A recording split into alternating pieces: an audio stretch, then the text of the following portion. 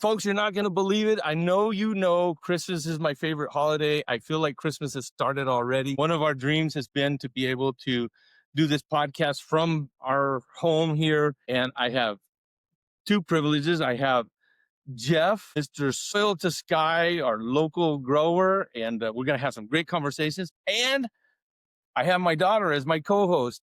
Decided to do a different co-host for the English language. I hope you enjoyed that. She brings a wealth of expertise that we're looking forward to share with you. As you know, a driving mentality has been that produce is people. So I encourage my wife, my kids, and everybody else that goes to the grocery store when they're buying produce, think not only about what this is doing for them, for their pocketbook, or for their children's well-being or health, also to think about all the other hands in the process. And so that sends you on all kinds of different routes. We could talk about trucks, and we could talk about getting stuff from Australia over to Albany. But today we're going to go hyper local. And so we have Jeff here, encountered through my friend Ryan. He's been on the show before. Hey, have you checked out the Soil to Sky? And I said, yeah, let's do it. And then this last year, actually joined your CSA. It's a community service agriculture? Is that community supported agriculture? And basically it was a subscription model? Yeah, so it's it's essentially a subscription. It's more of a direct relationship between the consumer and the farm. Like you guys know, you buy in at the beginning of the season, and that buy-in is essentially like you're entering into partnership with the farm. Yeah. And as a result of receive a weekly share of our produce for pretty much the entire season. Ours runs June through October. Is there a lot of CSAs in the Yakima Valley that you're aware of? No, as far as like traditional CSA models where you are just partnering with a single farm, the CSA. You are the one. Yes. There are other subscription models, but you're actually going through a middleman. So they are aggregators and distributors for other people, and which is not inherently a bad thing. It is just a little bit different. You lose a little bit of that connection with the person who's actually growing. Actually got their boots in the ground, hands in the soil. Right. So I guess my very first question would be, why? Why did you decide to be a grower and go through all of this and not just let, chain store X handle produce for you? Right. A lot of problems with the state of our current food system. I actually got into farming through cooking, and like cooking professionally. And for me, it was about a more personal relationship with my food and how my food was being raised. And that translated to my ethics when I became a grower. I want people to be able to have that connection to their food and to the people who are raising their food. Eating is intimate, and if you can engage people in that intimacy in like a really visceral and observable way, they're going to have a better relationship with their food, and they're going to care more, and it's going to have a wealth of benefits. Like I know cooking for me is therapy. It's amazing how much of our time, efforts, and energy revolve around food. Yeah. Anyway, to be able to know, hey, I got this stuff from Jeff, and he put his time, effort, and energy into doing this. And every time I eat it, I get to enjoy it. I get to think about you and your family. It's an amazing thing. It's really different than going to the store. Yeah. I have never thought about the shareholder when I'm buying something from my local chain. Yeah. For us this summer, the CSA order every Sunday when we would get it, we would make it. Yeah. That was our weekly tradition. Yeah. And it was, for me as a cook, a really fun thing to be like, I have no idea what we're gonna get right now. Right. And every week was like a little mystery box, and we got some really, the stuff that you guys were doing was incredible. What was the most fun item that we got this summer for you? The like little tiny bok choy. That was fun because it was just such an easy thing to be like, I want a vegetable right now, but I don't want to choose. And just that on like cast iron with a little bit of like ponzu, and it was delicious. So for me, it was a total accident. Turnips, had them. I didn't know what to do with them per se. Had some eggplant, and so I just said, look, I'm gonna roast them all. So I roasted them. And there was some golden beet, and there was some turnips. And then I took all of those, just roasted, salt and pepper, that's it. And then I put them all into the food processor and made a puree out. And then it was the base for everything we ate. We put it on the plate. We felt like little chefs. We smear it on the plate. And then we put our rice, or we put our whatever. And it lasted us for like a week. Yeah. And it's like, We can't wait till we get some more. So that was cool. Okay, so the intimacy, the connectivity of food, the importance of, like you said, there's a lot of questions to be asked about the state of food in general in the country. How involved is your family in all of this? Yeah. So one of my older brother, I have two older brothers. A middle brother, I'm the baby, is also a farmer. We both ended up first generations farmers independently. He lives on the East Coast still. I moved out to the West Coast, and there was this weird overlap where we were both getting into some of the same things at the same time. But yeah, we're first generation farmers. We grew up eating Stouffer's microwave dinners. I do not come from a food background nor a farming background. Yeah, just it just kind of happened. So, okay, you chose, you have some ethical thing. Is there judgment? Is there how do you approach people like us? Right. Yeah, no, that's a really good question. Yeah, I think there's any judgment.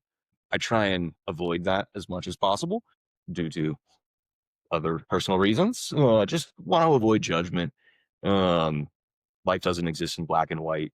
And it's knowing that the system is designed to be the way it is. We've made it incredibly easy to be incredibly disconnected from our food. Which is kind of a consequence of modern conveniences. Which is, again, not inherently a bad thing. Modern conveniences are great. They make life easy. They make life approachable.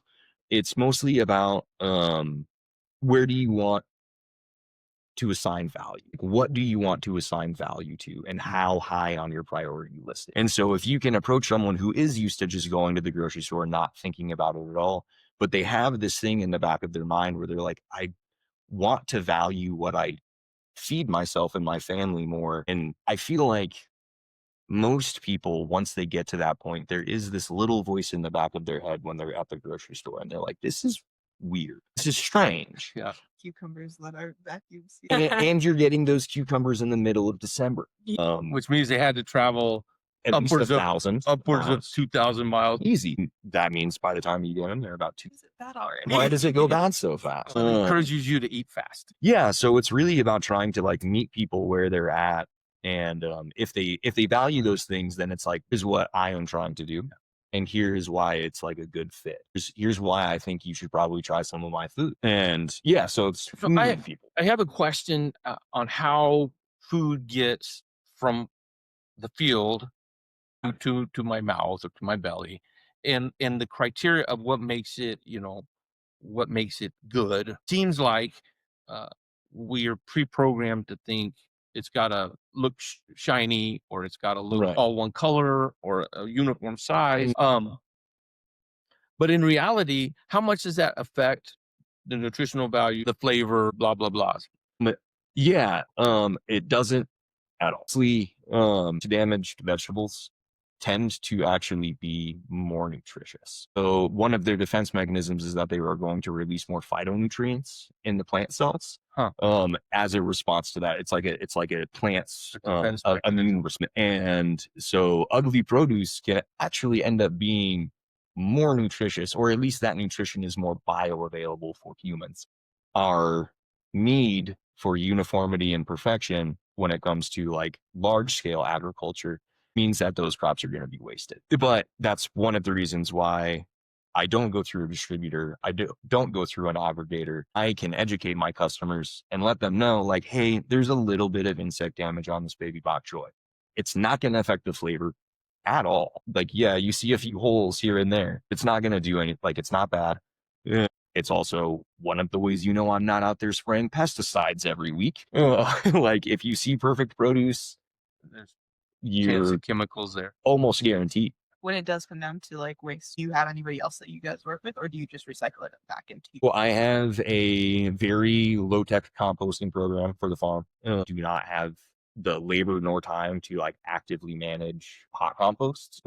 So I mostly just save up all my materials, and then once I have enough greens and browns, build a big pile, let that compost for like a year. And then it goes back onto the field, either as an actual soil amendment, or I will make compost teas with it. And do those as like a full year feed. So when it comes to the entire process. You said you're a first generation farmer. Basically, principled reasons that you have chosen to do this. A, would you recommend others try their hand at it? And B, how does one get in? I mean, you could see our yard. Many times I've thought, man, should I be growing something here other than grass? Yeah. So I think I have a more unique take on this than most small farmers. A lot of small farmers that you'll see, especially ones who have like larger influence, like we need more small farmers. I don't necessarily agree. I think everyone should grow something. I think everyone should have a little thing, whether it's like they're growing a few squash plants in their yard or they're growing an herb garden for their kitchen. I do think everyone should grow something for the experience of it and for the connection to your food. I don't think everyone should be. There is a reason why, at least in the US, I can't speak internationally, but at least in the US, farmers are only about 2% of the entire population. Of that, people who are diversified, smaller, organic, or regenerative are only about like 1% of that 2%. A dot and a lot of zeros. And it makes sense. Farming is hard. Yeah. It's very difficult. It requires a certain type of crazy to make it as a farmer. I think the last data I saw from the US agricultural census was that most small farms close within 5 years. And from personal experience and like anecdotal evidence from people I know, a lot of small scale farmers burn out in about 10 years. Wow. Just because of the amount of labor, mental Just stress, the intensity, the mental stress, the emotional stress, time commitment, the myriad of variables that are outside of your control that still affect your livelihood. It's not for the faint of heart. So I don't want to till under my yard. I want to have the grass, but I want to grow or whatever. You know, I start with a bucket and put some tomatoes in there or something. That's what I did. What would I expect to learn from that process? Yeah, I think so the bucket, that's what I started doing in Portland when I was working as a cook. I had a concrete patio that got 6 hours of sun a day in peak summer. And I was like, I'm going to fill some buckets with soil and see what happens. And really what that is going to do for you is you're going to start learning plant habits because like every vegetable acts differently. You'll at least be able to go through the whole process and see like, what does a seedling tomato, how does it grow? Is it getting super big and bushy? Oh no, I feel like it's way too bushy. What do I do? Now I have to learn how to prune tomatoes. Yeah, so it can at least just give you that experience of tending to something like planting all the way through to harvest. And it can give you a much greater appreciation for what actually goes into producing the quantity of food that we need to feed a nation or a community. Yeah, go for it. You just jump in here, baby. No, I was just letting you know that I have the next question. As a first-time grower, what do you think do you think that there's anything that's easier for you as a first generation as opposed to somebody who's like taking over their family's farm? Yeah, that's a really good point. I do think there are a lot of advantages to being a first generation farmer. I am not set in my ways, and I have not inherited any practices from like a family that has been farming a certain way for a long time. That's a trap I see farmers fall into all the time. This is how we've always done it. This is how we've always done it. So that's why would we change? But what we're realizing now is that the way we've always done it is actually only the way we've really done it since the Green Revolution in the 40s and 50s, when the US government was trying to get rid of all of their excess chemicals from World War II and remarketed them as agricultural chemicals. So we haven't actually been doing it that way for that long. And what we are now having to come to terms with is that it is those practices are destroying our soil, our fertility, and our water at a alarming pace. As a first generation, I get to come in with fresh eyes and I get to look at how we are producing things and what systems we're using without any preconceived notions of how they should be done. I feel like it does open me up a lot to being more to envelope a little bit on what people think you should do in order to better steward the land that we're on. Because that's another thing with why I farm, is not just about the food, it's also about taking care of the planet. We need people to take care of the planet. It's enough of us who, through no fault of their own, just don't care or have no ability to. kind of fall into that autopilot. Exactly. Yeah. But we need people who are actively thinking about like, how do we nurture and like not just make sustainable agriculture, make agriculture regenerative. Like we need to be actively healing the damage that we have done. We still need to feed people. It's amazing because in the list of questions that I had, it's like we planned. But you talk about healthy soil. I've been reading this book, Born Again Dirt, and he talks about how healthy soil equals healthy plants. I guess the assumption is, or the connection is, that then healthy plants means healthy food. But what makes soil healthy? I had talked to a grower once, and he said, "Oh, all you need to do is kind of by irrigation, send the nutrients, and it doesn't matter what the soil is, it'll grow and it'll be fine." Yeah, that's one way to do it. Probably not the best way, because that's a feed the plant strategy. So soil is incredible. I don't know the exact numbers. If I'm remembering, like 1 tablespoon of healthy soil can have over like 1 million different microbes. Oh, wow. All of the living organisms that act as the nutrient cyclers for our soil. So a healthy soil is going to have a decent amount of organic matter in it. It's going to have a very well balanced nutrient profile because certain nutrients can lock out others if they're in the wrong ratios. Like calcium can lock out magnesium, magnesium can lock out calcium. If you've ever seen or heard someone talk about like blossom end rot, that's a calcium deficiency in fruit. That can be caused by an imbalance of the calcium and magnesium ratios. It can also be caused by a million other things. But yeah, so you would want a file, and it would be highly biological. So like if you were to take a sample of your soil and make a solution in water of what that soil is, when you would look at it under a microscope, you should see protozoa, the bacterium, fungal spores, things moving. You should see all sorts of different things moving in a lot. Like it should be a living. That's not the case for a lot of our agricultural, just because of our practices. Like heavy tillage is going to kill off all of the microorganisms very quickly. So not just the mice and the snakes and the whatever, it's killing even the microscopic. Yeah, because what it does is tillage is introducing oxygen into the soil, which is a good thing. The amount of oxygen that's introduced during tillage is them to go into essentially what is superdrive. And they burn themselves out within a couple seasons. It's like too much of a good thing. It's too much of a good thing. And so that's why on my farm, minimize tillage as much as humanly possible. And if I have to do it, I try and keep it to within the top 2 inches of soil. So I'm not inverting any of the soil layers. We could talk forever. Yeah. And I would love to have you back at some point. But before we end, one of the things that you have, not only do you grow locally, not only are you, focus on the regenerative side of it, also you kind of set a parameter as how far you want your footprint to go. And you're basically saying, at this point, no more than 50 miles away. That's really limiting your focus. Why do you do that? And what's the advantage to that? Why I do it is because I want to feed my community. I maintain no illusions about changing the world. I know I'm not going to do that as a single person. That's an insane thing to strive from, but I can change my world. I can change like what I actually have influence over. And that's my local community. I can help get people better food here. The advantages to that are none.